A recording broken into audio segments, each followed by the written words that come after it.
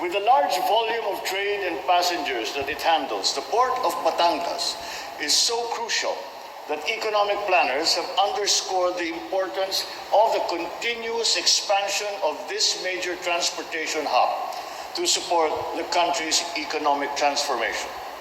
This is because of this port's multiple strategic roles. It is a gateway to the nation's dynamic capital region, a portal to agricultural powerhouses, access point to island tourism paradises, and a receiver of goods that fuel the vibrancy of our economy. This upgraded terminal building can now accommodate 8,000 passengers, which is much larger than what it compared to its previous capacity of 2,500. This increases the Batangas Port's annual passenger capacity from 4 million to 12.8 million. It not only features customer care facilities, as we had seen in the video, but above all, it includes services that offer compassion, such as prayer rooms, all-gender restrooms, amenities that are friendly to persons with disabilities.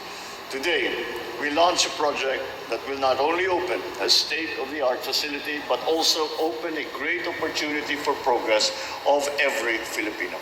We expanded it to by 2,500 passengers, and then we now have an additional 5,500 capacity. So we are now at 8,000 passenger capacity.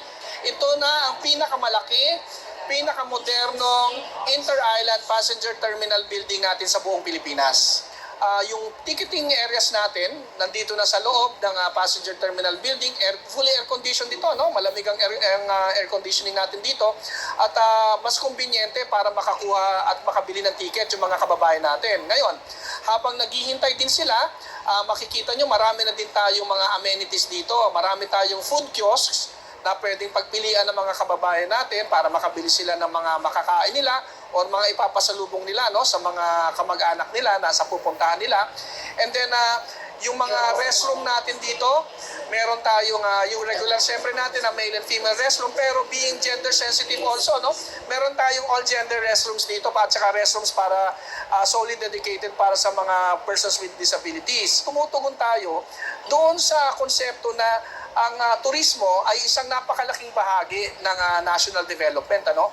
At para matugunan yung pangangailangan ng turismo, kailangan yung mga pasilidad natin hindi lamang sa paglalakbay sa himpapawid, kundi paglalakbay din sa dagat, ay kailangan maging katanggap-tanggap at maging maayos at komportable, hindi lamang sa mga kababayan natin, kung hindi pati sa mga dayuhang turista na nais umikot o nais pagtasin yung mga isla natin dito sa ating bayan.